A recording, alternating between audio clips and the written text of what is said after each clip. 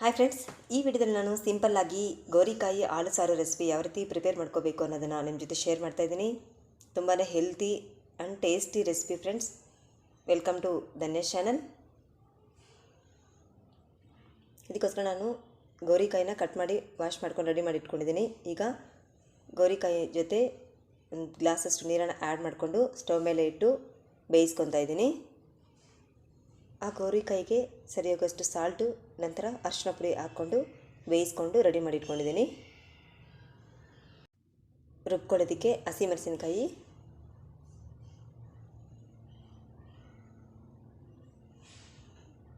ಬೆಳ್ಳುಳ್ಳಿ,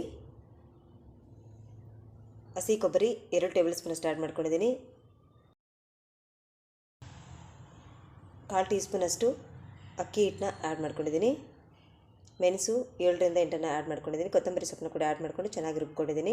ಈಗ ಬೇಯಿಸ್ಕೊಂಡಿರೋಂಥ ಗೋರಿಕಾಯಿ ಜೊತೆ ಆ ಒಂದು ರುಬ್ಕೊಂಡಿರೋ ಮಸಾಲನ ಆ್ಯಡ್ ಮಾಡಿಕೊಂಡು ಚೆನ್ನಾಗಿ ಮಿಕ್ಸ್ ಮಾಡ್ಕೊತಾ ಇದ್ದೀನಿ. ನಂತರ 1 ಗ್ಲಾಸಷ್ಟು ಹಾಲನ್ನು ಆ್ಯಡ್ ಮಾಡಿಕೊಂಡು ಎಲ್ಲನೂ ಕೂಡ ಚೆನ್ನಾಗಿ ಮಿಕ್ಸ್ ಮಾಡ್ಕೋಬೇಕು. ಕುದಿ ಬರೋವರೆಗೂ ಕೂಡ ಸ್ಟವ್ನ ಹೈ ಫ್ಲೇಮಲ್ಲೇ ಇಟ್ಕೊಂಡು ಎಲ್ಲನೂ ಕೂಡ ಚೆನ್ನಾಗಿ ಮಿಕ್ಸ್ ಮಾಡ್ಕೋಬೇಕು. ಆಲ್ರೆಡಿ ನಾನು ಬೇಯಿಸ್ಕೋಬೇಕಾದ್ರೆ ಸಾಲ್ಟನ್ನು ಆ್ಯಡ್ ಮಾಡ್ಕೊಂಡಿದ್ದೀನಲ್ಲ, ಅದಕ್ಕೋಸ್ಕರ ಈಗ ಸಾಲ್ಟನ್ನು ಆ್ಯಡ್ ಮಾಡಲ್ಲ.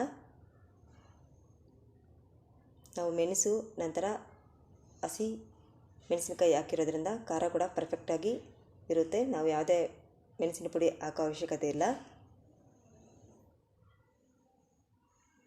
ನೋಡಿ, ಚೆನ್ನಾಗಿ ಕುದಿ ಬರ್ತಾಯಿದೆ. ಈಗ ಸ್ಟವ್ನ ಆಫ್ ಮಾಡಿಬಿಡಿ.